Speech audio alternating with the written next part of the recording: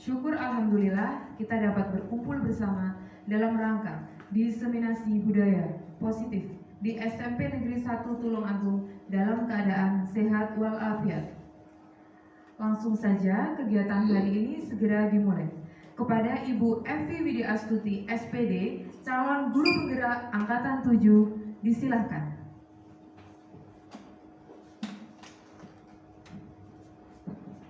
Assalamualaikum warahmatullahi wabarakatuh. Terima kasih atas kesediaan Bapak Ibu, atas waktunya, sehingga kita dapat bertemu di forum ini dalam keadaan sehat walafiat. Pertama-tama, marilah kita panjatkan puji syukur atas kehadiran Allah Subhanahu wa Ta'ala yang telah melimpahkan rahmat dan hidayahnya sehingga kita dapat berkumpul di sini, di tempat ini pada siang hari ini dalam keadaan sehat walafiat. Kemudian sholawat serta salam mari kita haturkan kepada junjungan kita Nabi Agung Muhammad SAW yang kita nantikan syafaat beliau di yaumul qiyamah. Baik Bapak Ibu, pada hari ini kita akan sharing ya, lebih tepatnya sharing dan pengimbasan apa yang sudah saya pelajari di calon guru penggerak, pendidikan guru penggerak modul yang terakhir dari modul 1, modul 1.4 yaitu budaya positif. Apakah itu budaya positif? Kemudian kenapa kita harus menerapkan budaya positif? Mari kita ulas bersama-sama.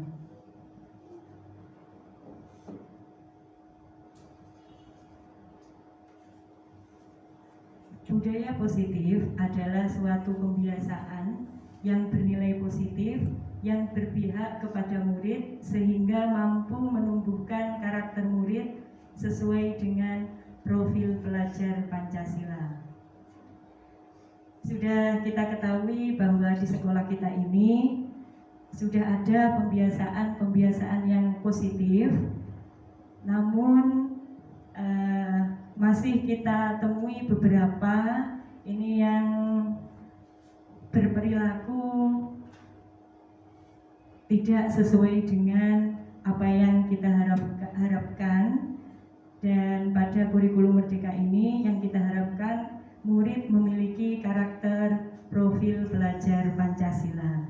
Bapak Ibu, coba apa saja profil pelajar Pancasila? Beriman dan bertakwa. Yang kedua, kebinekaan global. Selanjutnya, yang ketiga, gotong royong. Yang keempat, bernalar kritis, kreatif, dan mandiri. Itulah yang kita harapkan sehingga kita perlu menerapkan budaya positif.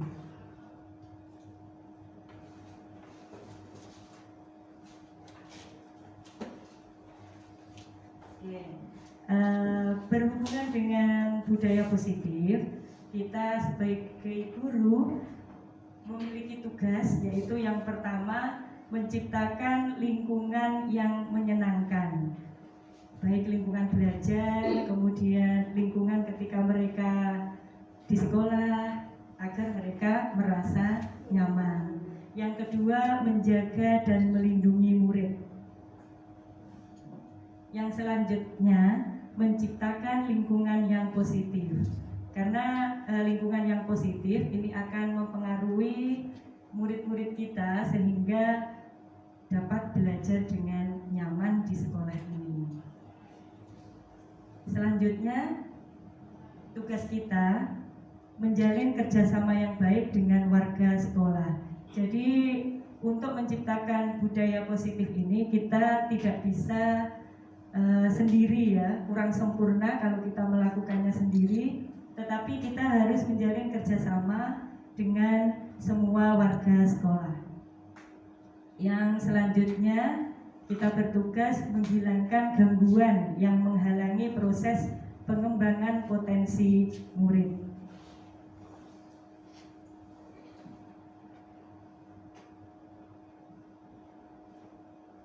Budaya positif ini ada 8 konsep ya. Yang pertama perubahan paradigma belajar. Yang kedua disiplin positif. Yang ketiga nilai-nilai kebijakan. Yang keempat ada teori motivasi, hukuman, penghargaan, dan restitusi. Yang kelima keyakinan kelas. Yang keenam kebutuhan dasar manusia. Yang ketujuh posisi kontrol. Yang terakhir adalah segitiga restitusi. Baik, kita ulas satu persatu. Yang pertama yaitu perubahan paradigma belajar.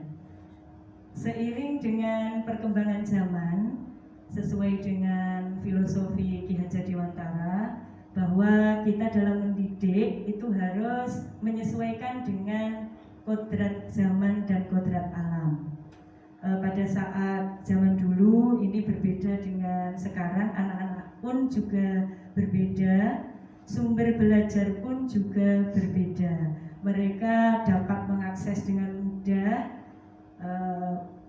ilmu-ilmu atau informasi-informasi dengan menggunakan atau memanfaatkan teknologi yang berkembang.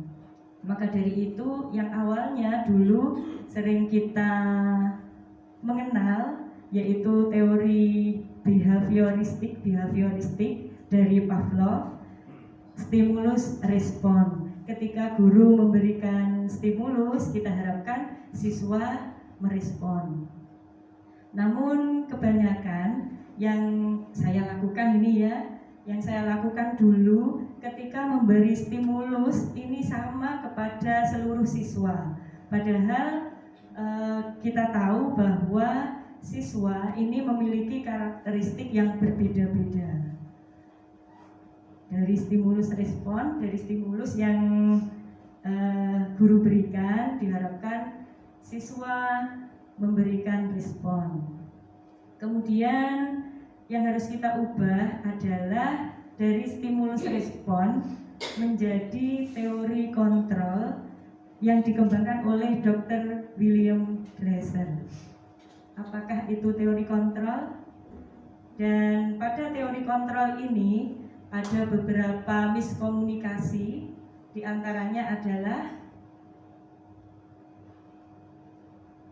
yang pertama, ilusi guru mengontrol murid.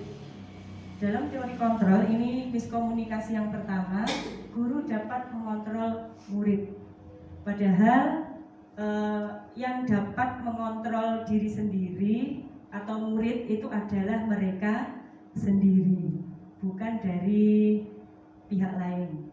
Kemudian yang kedua, ilusi bahwa semua penguatan positif efektif dan bermanfaat.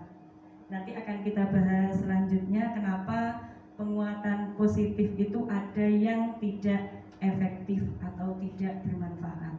Kemudian yang ketiga, ilusi bahwa kritik dan membuat rasa bersalah mampu menguatkan karakter. Yang keempat, ilusi bahwa orang dewasa berhak memaksa. Bapak Ibu, kalau jenengan dipaksa, suka apa tidak? Tidak. Nah ini sama dengan murid kita, anak-anak kita. Ini sebenarnya tidak suka kalau dipaksa. Jadi untuk teori kontrol itu bukan orang dewasa berhak memaksa.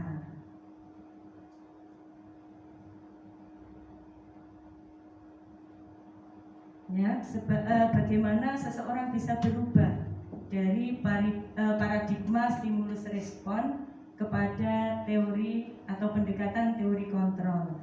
Ini Stephen Covey mengatakan bahwa bila kita ingin membuat kemajuan perlahan, sedikit demi sedikit, ubahlah sikap atau perilaku Anda.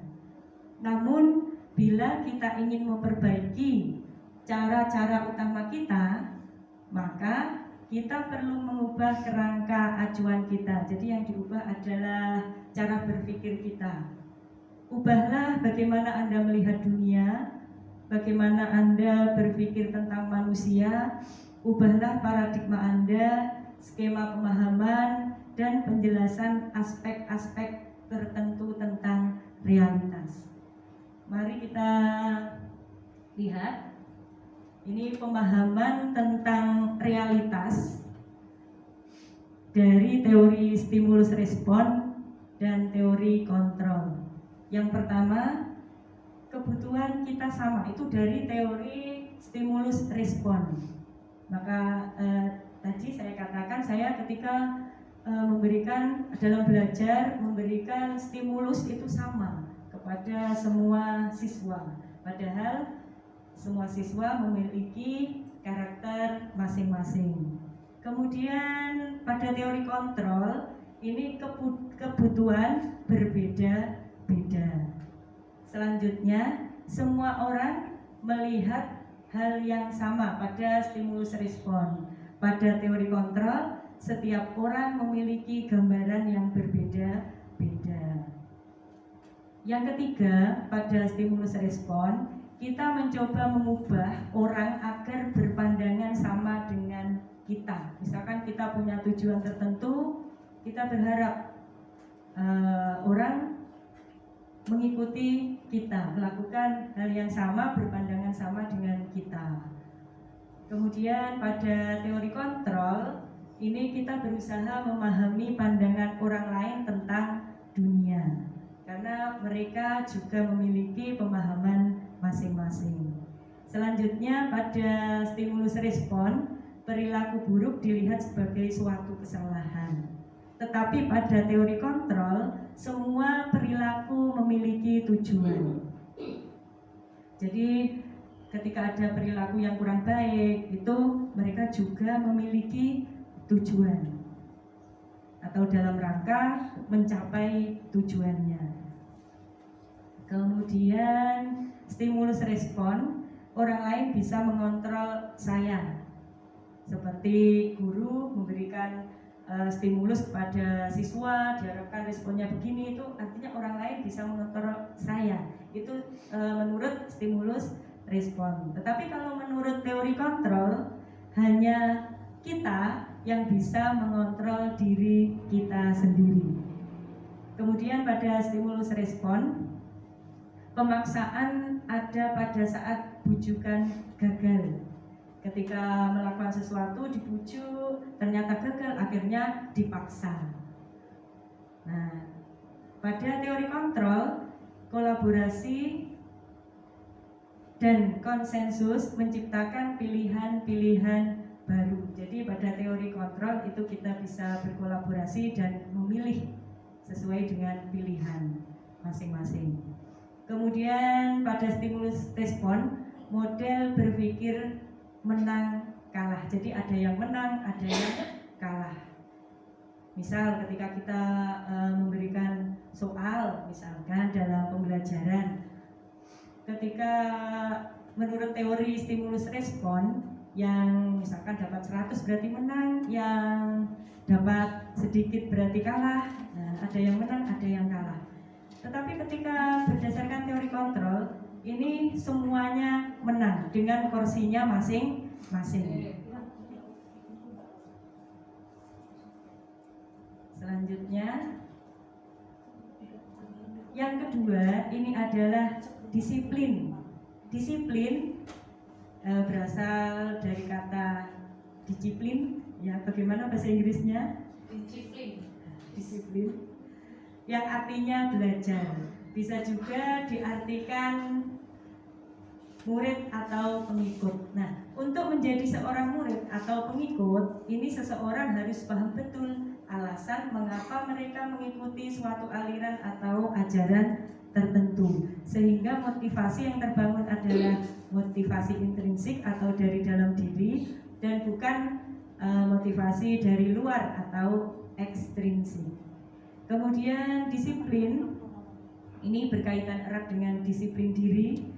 Disiplin diri dapat membuat seseorang menggali potensinya menuju kepada sebuah tujuan, sesuatu yang dihargai dan bermakna.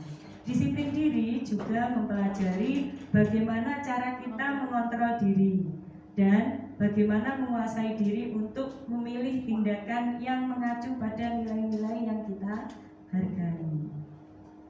Sebagai guru, untuk mewujudkan disiplin yang ada pada diri murid, ini kita harus terus berusaha menciptakan anak-anak yang memiliki disiplin diri sehingga mereka bisa berperilaku dengan mengacu pada nilai-nilai kebajikan universal dan memiliki motivasi intrinsik. Dengan cara apa? Dengan cara bisa menerapkan budaya positif di sekolah. Ya, disiplin positif ini bentuk kontrol diri, yaitu belajar untuk mengontrol diri agar dapat mencapai suatu tujuan yang mulia atau yang baik. Kemudian yang selanjutnya, konsep budaya positif yaitu nilai-nilai kebajikan. Nilai kebajikan atau nilai universal adalah sifat positif manusia yang merupakan tujuan mulia yang ingin dicapai setiap individu. Jadi setiap individu ini pasti mempunyai sisi yang positif. Kemudian berdasarkan beberapa organisasi atau institusi itu ada beberapa nilai-nilai kebajikan dari Kemendikbud, yaitu profil pelajar Pancasila. Kemudian apa saja itu? Tadi beriman, bertakwa kepada Tuhan Yang Maha Esa dan berakhlak mulia.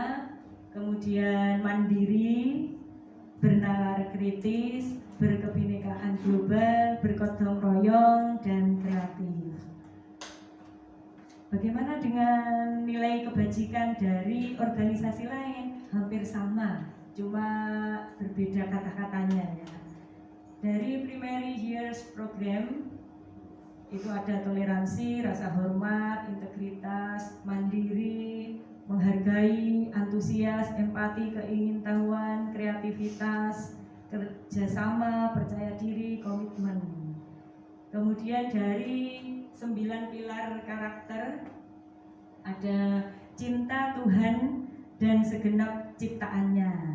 Kemudian kemandirian dan tanggung jawab, kejujuran atau amanah, diplomatis, hormat dan santun, dermawan, suka menolong dan gotong royong, percaya diri, kreatif dan pekerja keras, kepemimpinan dan keadilan, baik dan rendah hati, toleransi, kedamaian dan kesatuan. Nah, ini adalah 3 organisasi, nilai-nilai kebijakan dari 3 organisasi lainnya. Nilai kebajikan ini disesuaikan dengan kebutuhan masing-masing organisasi. Dan pada sekolah ini yang kita terapkan adalah profil pelajar Pancasila.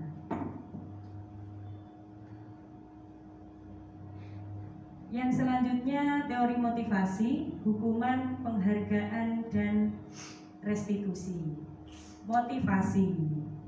Motivasi adalah dorongan seseorang dari dalam diri seseorang sehingga melakukan sesuatu untuk mencapai tujuannya. Motivasi itu terdiri dari ada dua motivasi, yaitu motivasi internal dan motivasi eksternal.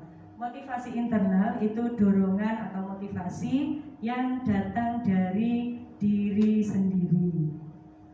Yang kedua, motivasi eksternal ini berasal dari orang lain, baik lingkungan, orang-orang terdekat, keluarga, masyarakat, dan sebagainya.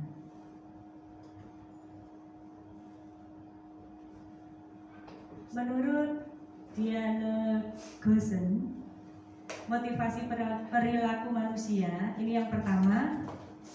Kenapa manusia itu melakukan sesuatu? Yang pertama, untuk menghindari ketidaknyamanan atau hukuman. Jadi misal ada anak yang tertib, ketika ditanya, kamu kok tertib sekali, nggak pernah melanggar begini, karena saya menghindari hukuman, Bu. Nah, ini berarti motivasinya masih bersifat eksternal karena bukan dari diri anak itu sendiri, yaitu menghindari masalah biar tidak terjadi masalah, tertib saja. Motivasi ini bersifat eksternal. Yang kedua, seseorang melakukan sesuatu untuk mendapatkan imbalan atau penghargaan dari orang lain. Ini saya alami sendiri ketika saya sebagai wali kelas. Ini ada satu anak yang biasanya berulah. Dia ketika belajar di pelajaran saya itu kondusif, aktif gitu. Tetapi saya juga agak sedikit kaget ketika Bapak Ibu ada yang berbincang itu tentang anak tersebut. Ternyata di pelajaran yang lain berbuat ulah. Nah, ini adalah motivasi dari luar atau eksternal karena ingin saya hargai, ingin mendapat imbalan baik berupa kata-kata maupun berupa nilai ya. Kemudian yang ketiga, untuk menjadi orang yang mereka inginkan dan menghargai diri sendiri dengan nilai-nilai yang mereka percaya. Tidak sedikit murid kita juga ini yang sudah memiliki keinginan menghargai diri mereka sendiri dengan nilai-nilai yang mereka percaya. Kemudian ini bersifat internal ya, ini bersifat internal. Di situ tertulis eksternal, mohon maaf, bersifat internal. Motivasi ini membuat seseorang memiliki disiplin positif.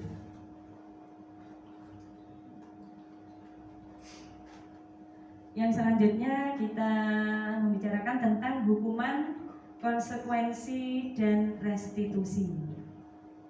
Hukuman ini merupakan motivasi eksternal karena beberapa siswa, banyak bahkan ini ya, yang tertib ini mungkin menghindari hukuman seperti tadi, dan hukuman ini memiliki dampak yang kurang baik.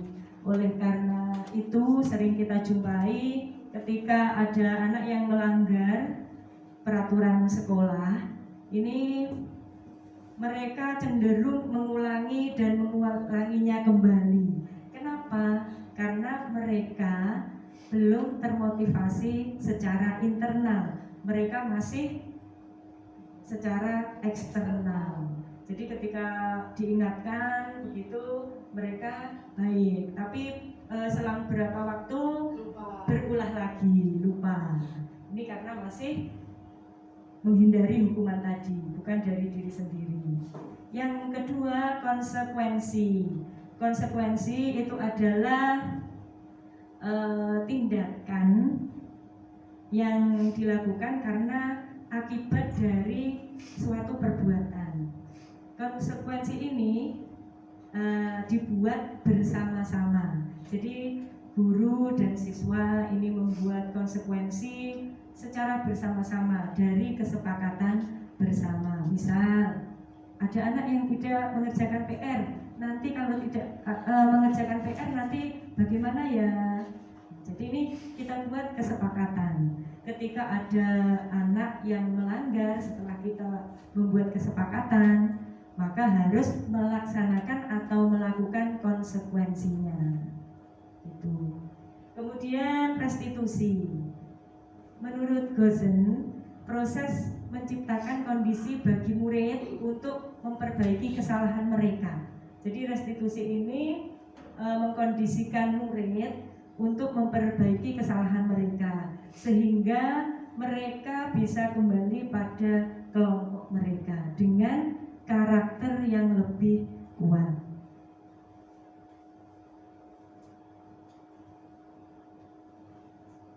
Selanjutnya, antara hukuman, konsekuensi, dan restitusi ini ada yang mengakibatkan identitas gagal dan identitas sukses. Hukuman itu menandakan bahwa identitas gagal. Kalau identitas sukses ditandai dengan disiplin. Untuk identitas sukses, disiplin itu ada dua, disiplin karena konsekuensi dan disiplin restitusi. Coba kita lihat bersama, kita bandingkan.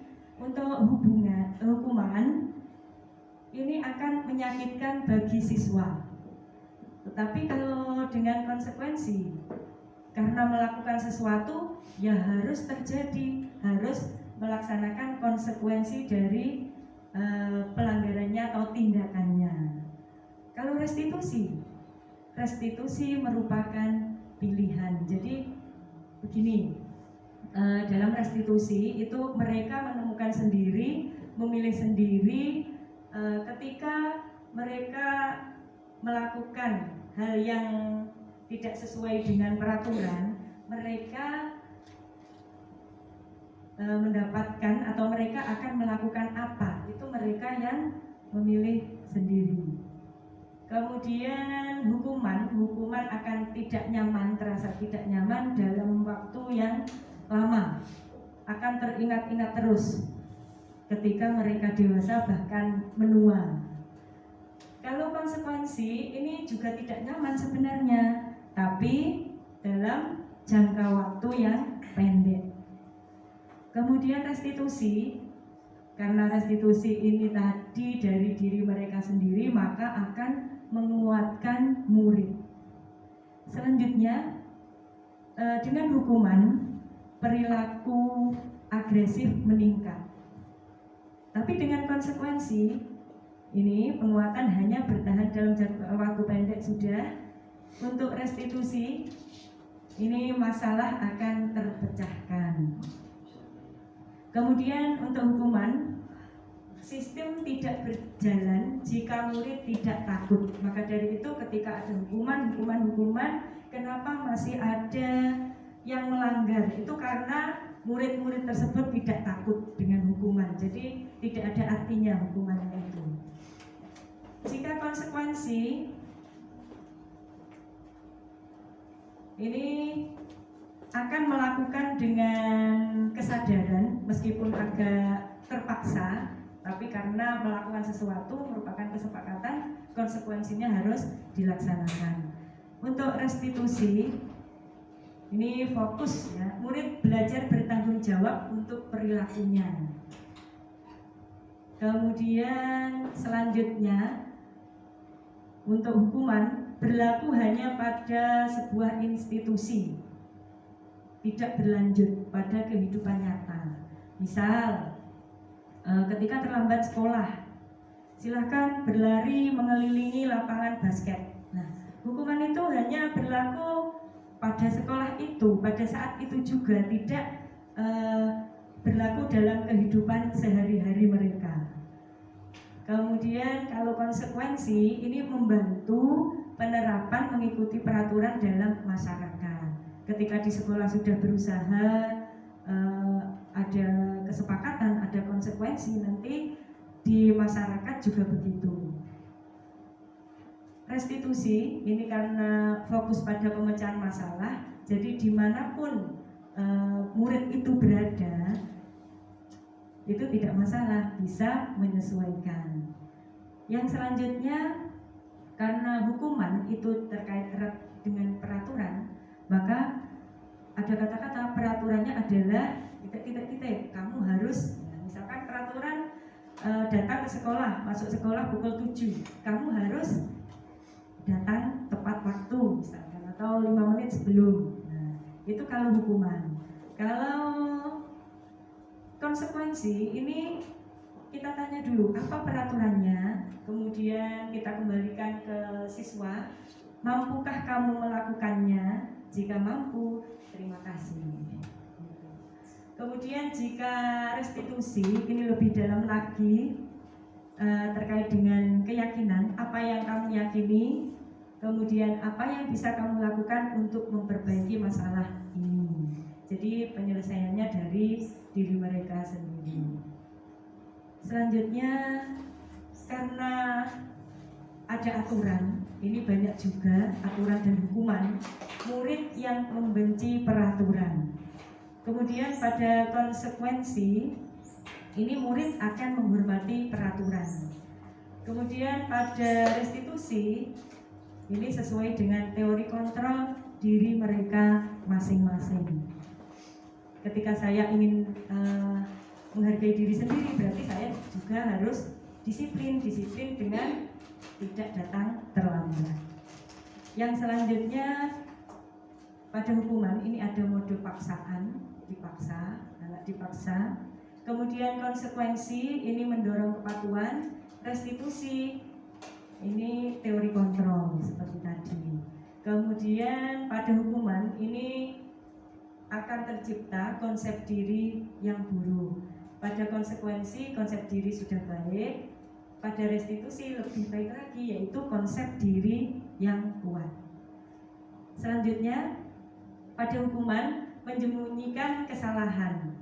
Mereka akan bersembunyi-sembunyi ketika melakukan kesalahan atau malu karena melakukan kesalahan. Kemudian kalau pada konsekuensi anak belajar taat peraturan, pada restitusi anak belajar memecahkan masalah.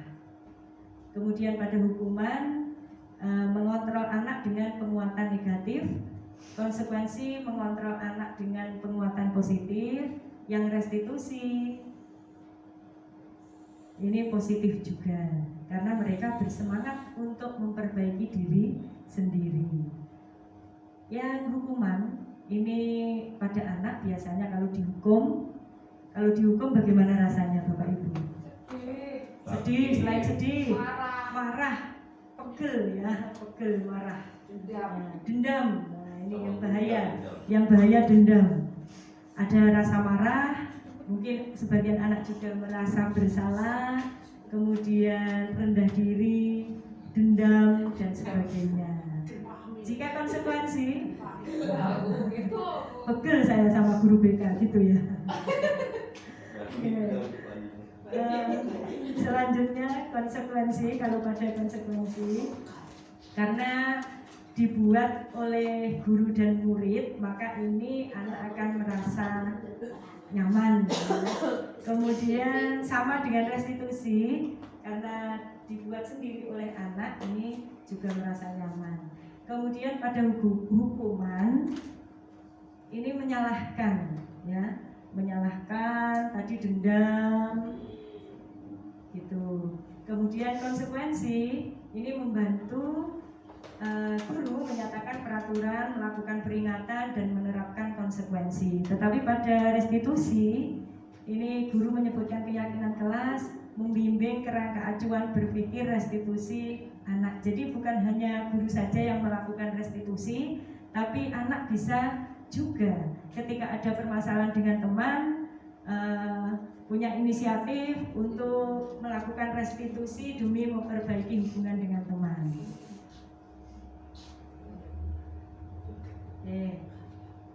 Selanjutnya adalah penghargaan. Seperti saya katakan sebelumnya atau pada slide sebelumnya, penghargaan itu tidak selamanya baik, ya. Kita lihat kenapa? Karena penghargaan merupakan motivasi eksternal, bukan dari diri sendiri. Kemudian berpengaruh dalam jangka pendek. Jangka pendek artinya ketika ada penghargaan mereka baik, tapi ketika tidak ada penghargaan bisa juga kembali tidak baik. Kemudian merusak hubungan, seperti adanya penghargaan ke teman si A misalkan, yang lainnya iri, saya kok tidak dapat. Nah, ini akan merusak hubungan.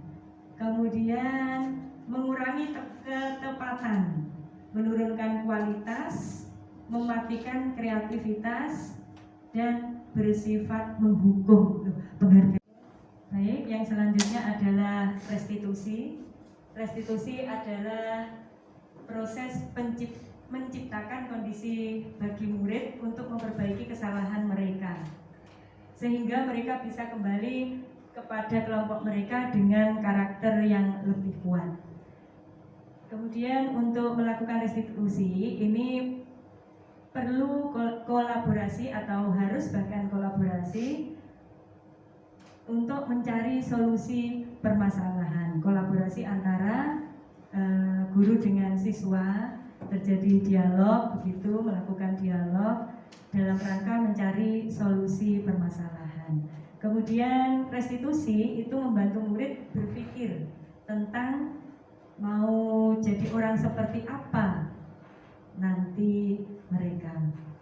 Kemudian restitusi ini juga mempelajari bagaimana harus memperlakukan orang lain. Dengan restitusi ini diharapkan murid memiliki tujuan, kemudian murid memiliki disiplin positif, dan murid dapat memulihkan diri setelah berbuat salah.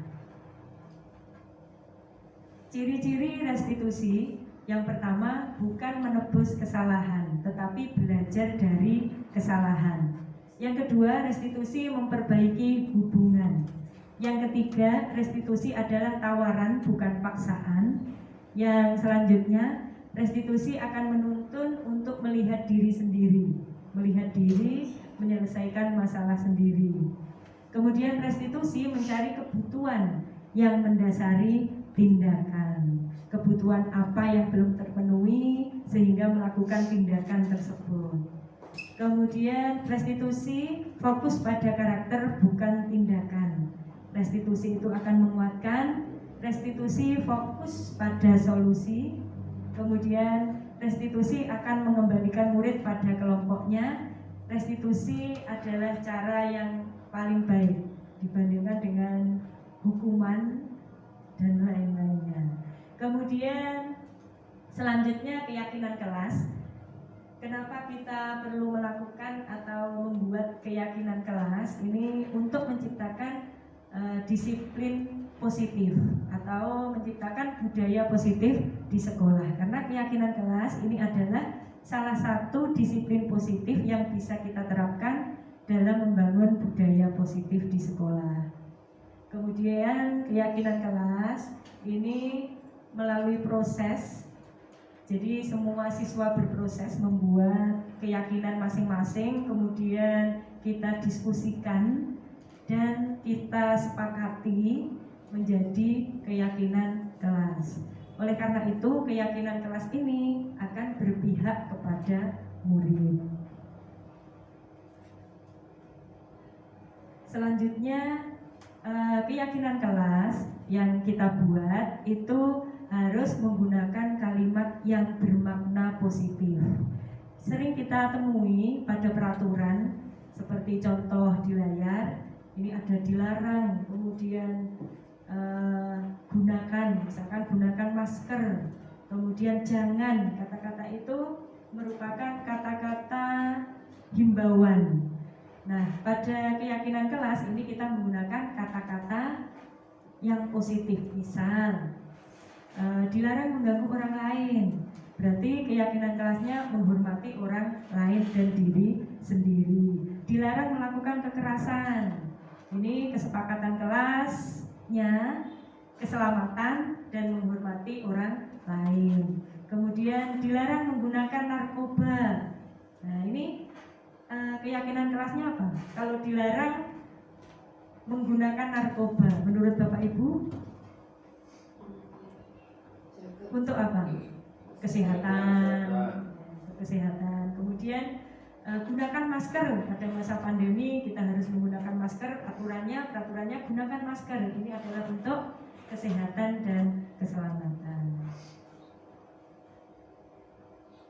Selanjutnya, kebutuhan dasar manusia. Ada 5 kebutuhan dasar manusia. Jika salah satu, salah dua, bahkan salah 3 tidak terpenuhi, mungkin kita ataupun anak-anak didik kita, murid kita ini melakukan hal-hal yang tidak sesuai dengan keyakinan sekolah atau peraturan sekolah. Yang pertama yaitu kebutuhan untuk bertahan hidup. Yang kedua, cinta dan kasih sayang. Yang ketiga, kebebasan. Yang keempat, kesenangan atau fun. Yang kelima, kekuasaan atau power. Contohnya yang pertama, kebutuhan untuk bertahan hidup. Ini misal ada anak yang di kelas saya sendiri itu ada anak yang kalau diajar belajar di kelas itu melentruk, dan itu beberapa kali. Ternyata ketika saya tanya belum sarapan dan makannya itu hanya sekali di malam hari. Nah, berarti anak tersebut kebutuhan apa yang belum terpenuhi? Jam tidur. Kalau terkait makan, karena makannya hanya sehari sekali, kebutuhan bertahan hidup. Itu salah satunya, masih banyak contoh yang lainnya lagi. Yang kedua, cinta dan kasih sayang. Ternyata anak-anak kita pun itu memiliki kebutuhan dasar, yaitu cinta dan kasih sayang. Ada beberapa anak mungkin berulah karena ingin mendapatkan perhatian, kasih sayang, mendapat teguran, tapi teguran dari kita itu biasanya diartikan sebagai perhatian, bentuk perhatian guru terhadap mereka. Mungkin salah satunya mereka itu ingin mendapatkan cinta, perhatian, kasih sayang dari kita, orang tua. Mungkin di rumah juga kurang, misalkan ayah dan ibu semuanya bekerja, di rumah hanya bersama adiknya atau kakaknya. Ini cinta, kebutuhan akan cinta dan kasih sayang ini belum sepenuhnya terpenuhi, sehingga mencari perhatian-perhatian lain seperti di kelas. Kemudian yang ketiga, kebebasan. Nah, ini juga sering kita temukan di kelas. Ini misal anak-anak ini ingin belajar sesuai dengan yang mereka inginkan. Nah, ini sebenarnya mereka sedang berusaha memenuhi kebutuhan mereka, yaitu kebebasan. Nah, pada kurikulum Merdeka ini kita nanti bisa merancang bagaimana pembelajaran yang sesuai dengan kebutuhan mereka. Kemudian yang keempat, kesenangan atau fun. Misal ada anak ketika diminta mencatat, ternyata tidak mencatat. Nah, saya tanya, kenapa kok tidak mau mencatat? Saya tidak suka mencatat. Nah, mereka tidak suka mencatat, anak-anak itu. Nah, mereka senangnya mendengarkan saja. Nah, maka dari itu mereka berusaha memenuhi kebutuhannya, yaitu kebutuhan akan kesenangan. Kemudian, beberapa hari ini ada di kelas saya itu yang bolos tidak masuk sekolah, dari rumah pakai seragam sekolah, tapi ternyata tidak masuk di lingkungan sekolah. Ternyata besoknya masuk, ketika ditanya ternyata pergi jalan-jalan. Nah, perilaku-perilaku tersebut tidak sesuai dengan keyakinan atau peraturan yang ada di sekolah kita, dan anak-anak tersebut melakukan itu karena untuk memenuhi kesenangan mereka, kebutuhan dasar mereka, kebutuhan akan kesenangan. Kemudian yang kelima, power atau kekuasaan atau kekuatan. Ini biasanya anak-anak yang kita tunjuk, ini misalkan menjawab soal, kita tunjuk, mereka mau. Nah, ini salah satunya mereka memenuhi kebutuhan dasar mereka, yaitu power, kekuasaan. Kemudian ada pula yang ketika berkelompok, mereka itu vokal, semuanya anggota yang lain harus nurut mereka. Nah, mereka itu memenuhi kebutuhan dasar mereka, yaitu kekuasaan. Yang selanjutnya, kita sebagai guru harus memposisikan diri sebagai posisi kontrol. Nah, ada 5 posisi kontrol, yaitu penghukum, kemudian pembuat orang merasa bersalah, kemudian posisi kontrol guru sebagai teman, posisi kontrol guru sebagai pemantau, yang selanjutnya yang terakhir adalah posisi guru sebagai manajer. Ini akan saya tampilkan contoh dari posisi guru di masing-masing posisi kontrol.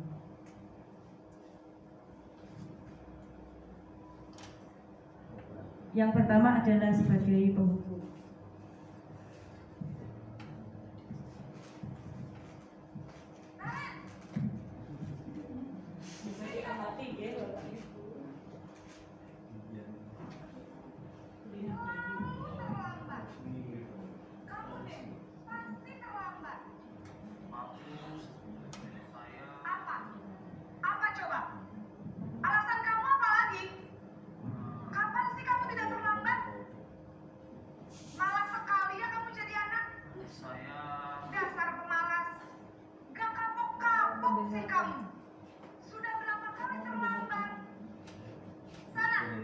Kamu keliling lapangan basket 2 kali. Kenapa saya harus ke lapangan basket, Bu? Kenapa? Kamu melawan ibu? Berani-beraninya jawab. Sudah terlambat, masih berani jawab pula. Sekarang, keliling lapangan basket 5 kali sekalian. Biar kapok. Cepat. Pergi sana ke lapangan basket. Oke. Menurut Bapak Ibu, bagaimana tentang posisi kontrol guru sebagai penghukum? Bagaimana? Miris, kurang tepat. Kenapa kurang tepat? Yang membuat anak takut, Iya. membunuh karakter anak. Ada rasa takut. Kemudian coba lihat ekspresi anaknya. Dia merasa terlukai, ya, depresi, terlukai. Ini akan membuat membunuh karakter, kemudian menumbuhkan konsep diri yang tidak baik atau buruk. Rendah diri, betul. Umurnya Traumatis. Traumatis, banyak sekali ya hebatnya. Belum diminta alasan juga ya? Iya, belum diminta alasan. Oke, jadi hanya menerima saja. Hanya menerima saja, menerima Tidak saja. ditanya sama sekali. Tidak ditanya alasan. Langsung buku merah. Kemudian yang selanjutnya, ini posisi kontrol guru sebagai pembuat rasa bersalah.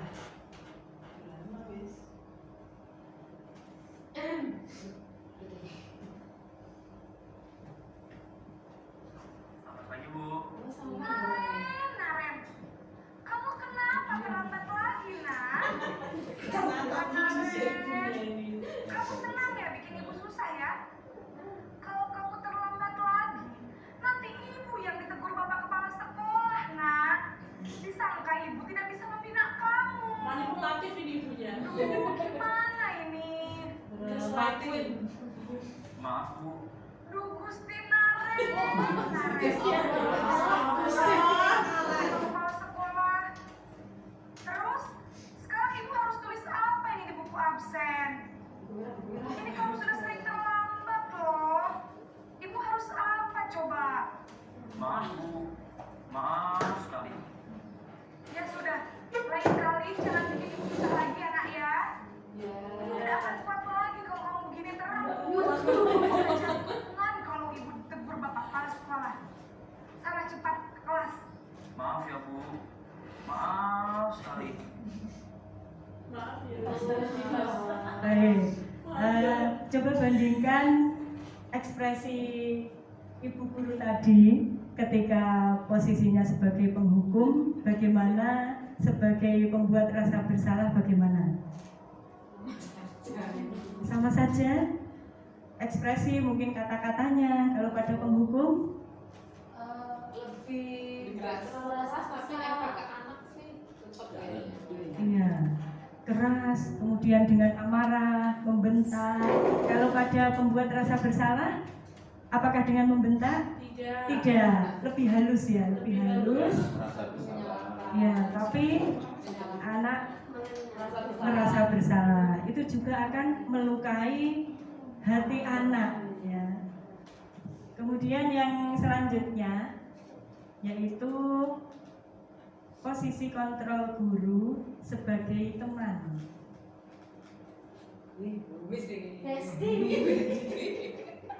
Sebagai bestie kalau istilah sekarang. Padi, padi. Aduh itu udah.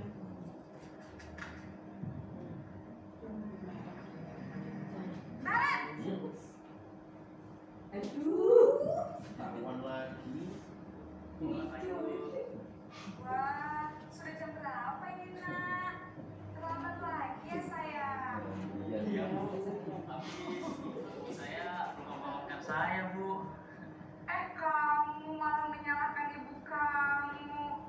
Kamu bukannya anak yang larinya paling kencang. Kok terlambat sih? Iya, Bu. Saya memang terlambat bangun tadi. Jadi, biarpun saya lari kencang, tetap gak kekejar, Bu. Ya sudah sana. Nanti lain kali larinya lebih kencang lagi ya. Biar gak terlambat lagi. Bikin seneng ibu. Demi ibu. Bisa kan? Bisa lah, Bu. Ya sudah sana masuk kelas. Ibu beresin urusan absen kamu. Kamu ini ada-ada saja. Bagaimana Bapak Ibu kalau posisi kontrol guru sebagai teman? Itu tadi bukan teman. Gini bedakannya. Oke. Bagaimana? Urusan nafsu, urusan ibu. Jadi siswa Gimana, Bu? merasa dimanjakan. Iya, merasa dimanjakan, Ya, merasa tanggung bahwa jawab. ada yang membela Oke. dan tidak. Iya, ada yang membela. Dia Kemudian memiliki backingan. ketika misalkan Naren tadi terlambat, kemudian yang ditemui bukan ibu yang tadi, Ya, bagaimana? betul. Yang ditemui yang Iya. Gitu ya.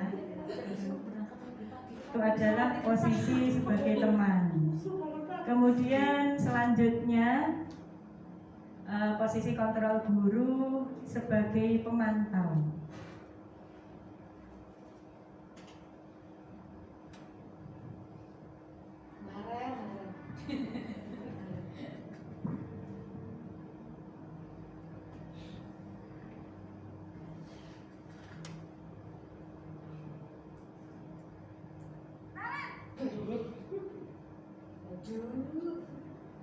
Selamat pagi, Bu.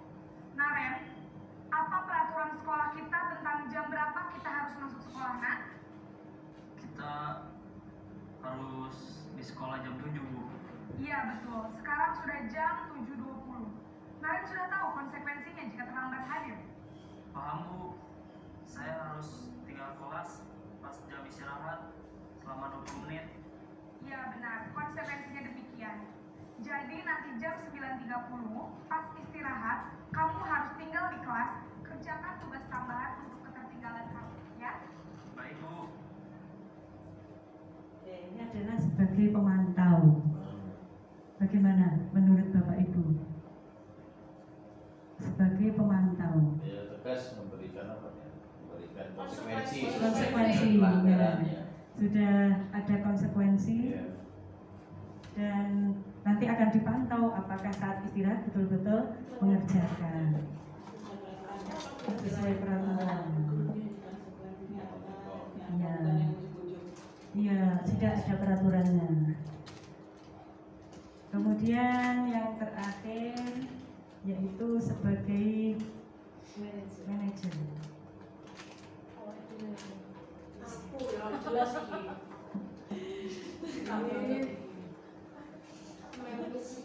Sudah melakukan ya. Komunikasi. Ibu Fitri, manajer.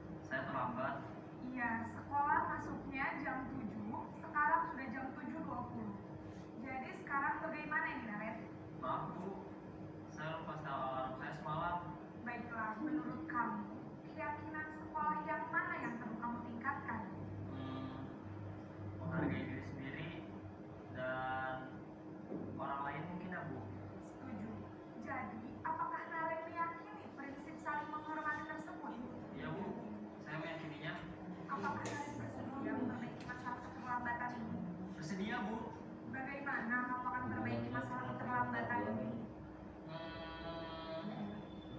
Saya akan coba untuk tidak lupa menyetel alarm saya, Bu. Baik, kalau kalian mau kita alarm di rumah, ada orang yang kira-kira bisa bantu mengingatkan tidak? Ada, Bu. Kata saya, Kak Emma. Ada lagi selain saya. Selain Kak Emma, ada ibu saya. Baik, jadi yang mau mengingatkan Anda adalah Kak Emma dari kamu ya. Kira-kira akan mulai setel alarm kapan nih, Naren? Setelah pulang sekolah, akan segera saya lakukan.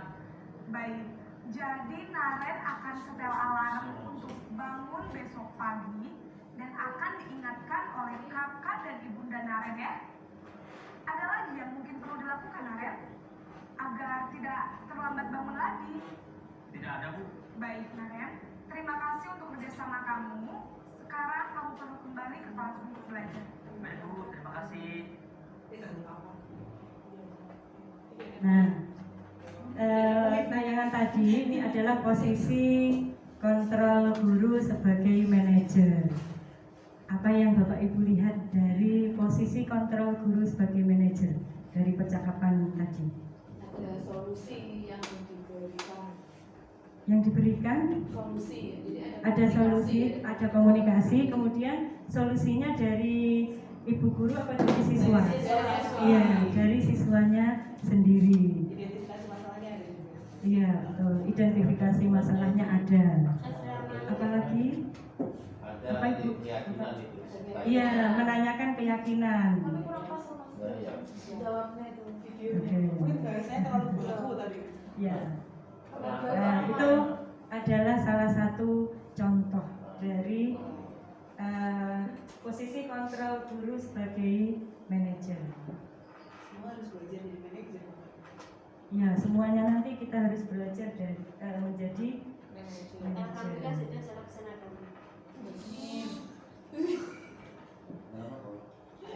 Nama apa? Nah, Manajer keuangan rumah tangga.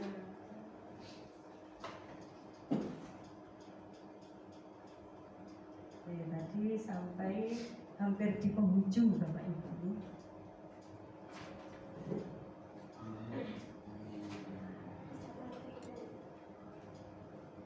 Mohon maaf ini tadi tertutup sehingga kembali lagi ke awal. keyakinan kelas. Sudah keyakinan. Sudah, keyakinan kelas sampun. Segitiga harus divisi. Tadi sampai 5 posisi kontrol guru.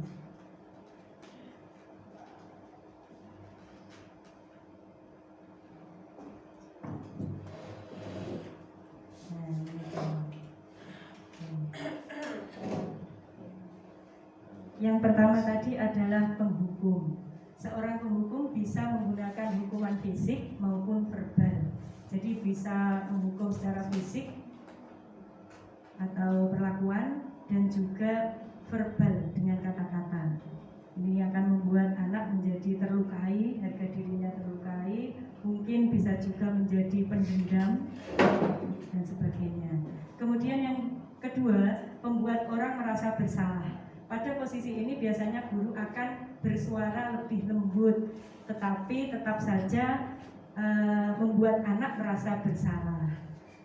Kemudian yang ketiga, sebagai teman, guru pada posisi ini tidak akan menyakiti murid, namun akan tetap berupaya mengontrol murid melalui persuasi atau bujukannya.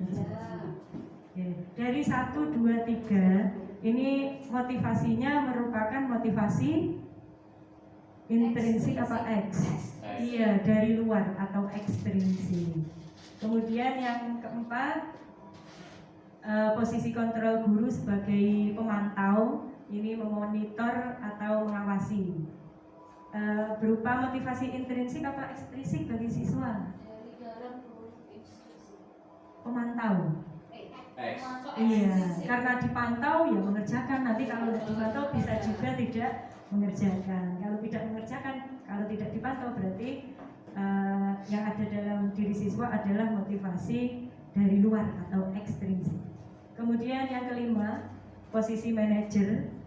posisi terakhir ini dalam posisi 5 posisi kontrol guru adalah posisi mentor, di mana guru berbuat sesuatu bersama murid. Berbuat sesuatu itu ada komunikasi tadi, mempersilahkan murid mempertanggungjawabkan perilakunya, mendukung murid agar dapat menemukan solusi atas permasalahannya sendiri. Jadi dari kelima posisi ini adalah yang paling baik yang harus kita laksanakan adalah posisi sebagai manajer. Nah, ini adalah pertanyaan-pertanyaan yang bisa diajukan ketika kita berada di posisi manajer. Posisi penghukum ada. Kemudian yang paling bagus tadi manajer, kita bisa menanyakan keyakinan kelas, kemudian meyakininya, kemudian memperbaiki dirinya, kemudian apakah akan mengulangi lagi, bagaimana rencana kamu untuk memperbaiki, sehingga anak berusaha menyelesaikan masalahnya sendiri. Yang terakhir yaitu segitiga restitusi. Segitiga restitusi adalah proses menciptakan kondisi bagi murid untuk memperbaiki kesalahan mereka, sehingga mereka bisa kembali pada kelompok mereka dengan karakter yang lebih kuat. Ada 3 tahapan karena merupakan segitiga ya, segitiga bangun datar ini punya 3 sisi, jadi ada 3 langkah. Yang pertama menstabilkan identitas, yang kedua validasi tindakan yang salah, yang ketiga menanyakan keyakinan. Pada saat menstabilkan identitas, ini membuat murid yang merasa gagal karena berbuat salah menjadi positif terhadap dirinya. Karena Bapak Ibu Guru bisa mengatakan bahwa setiap orang itu pasti pernah melakukan kesalahan. Nah, ini bagi murid yang merasa gagal, ini akan merasa menjadi positif karena tidak hanya dia sendiri, tapi selain itu juga harus diperbaiki kesalahannya. Yang kedua, validasi tindakan yang salah. Ini membantu murid untuk mengenali kebutuhan yang ingin dipenuhinya ketika melakukan kesalahan itu. Telah kita ketahui bahwa setiap tindakan atau murid yang melakukan kesalahan, berbuat salah, ini pasti ada kebutuhan yang belum terpenuhi. Seperti kemarin ada beberapa siswa ini yang memakai topi selain identitas sekolah. Itu saya tanya, saya mengadakan restitusi kepada anak tersebut, dengan anak tersebut ternyata ingin menjadi terkenal, dikenal oleh teman di kelas yang lain. Berarti kebutuhan apa Bapak Ibu? Kasih sayang, perhatian. Iya, kasih sayang, perhatian, diperhatikan oleh teman yang lain.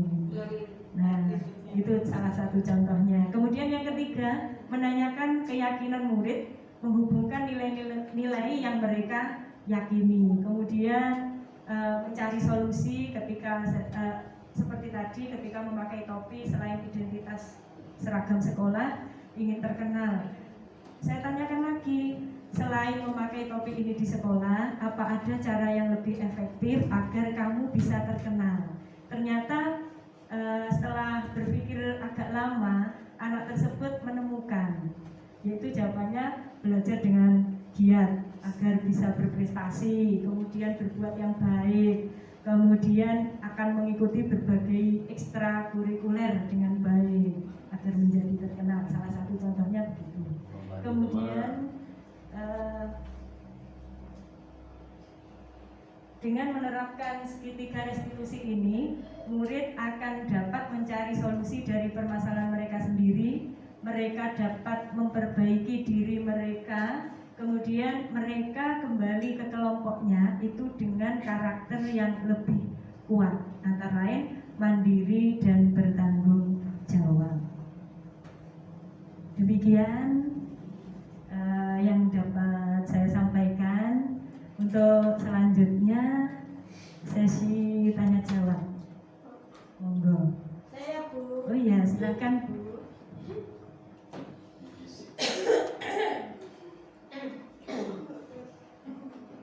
Terima kasih Bu Abi ya, tadi saya mendengarkan tentang restitusi. Bagaimana jika dengan sekali restitusi siswa atau murid masih melakukan pelanggaran terus-menerus? Bagaimana langkah kita untuk mengatasinya selanjutnya? Ya.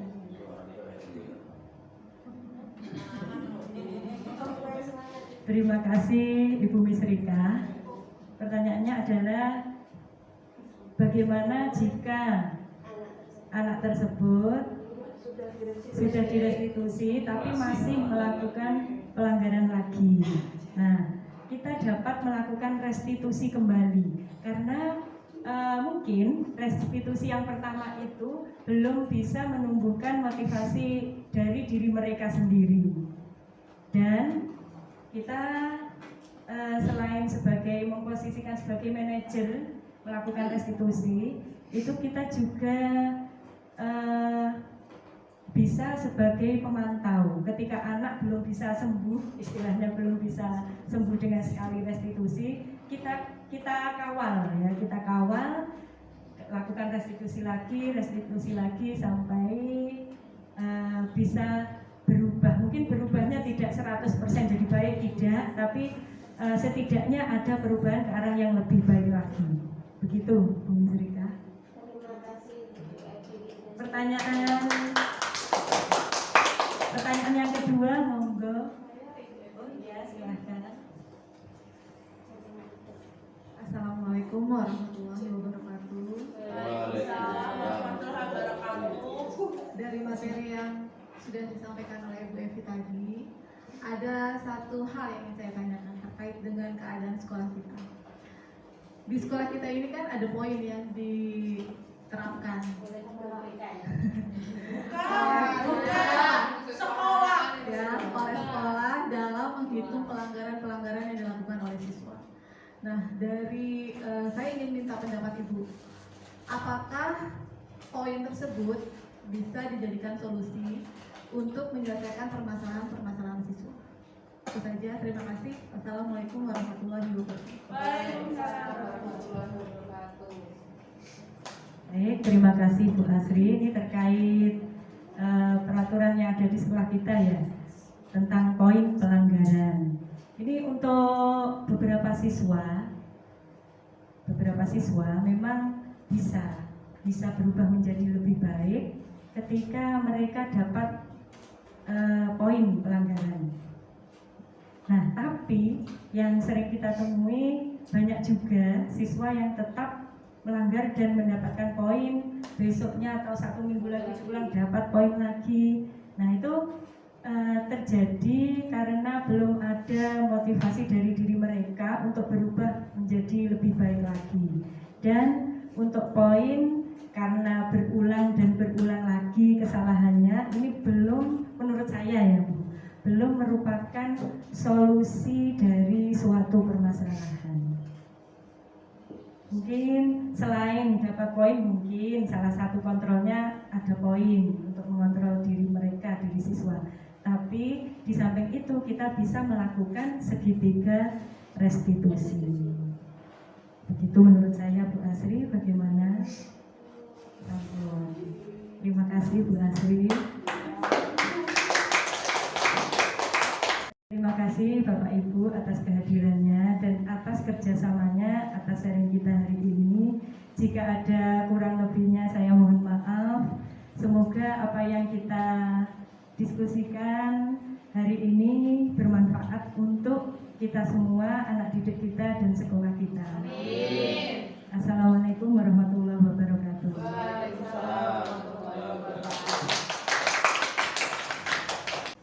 Demikian seluruh rangkaian acara hari ini. Terima kasih. Wassalamualaikum warahmatullahi wabarakatuh.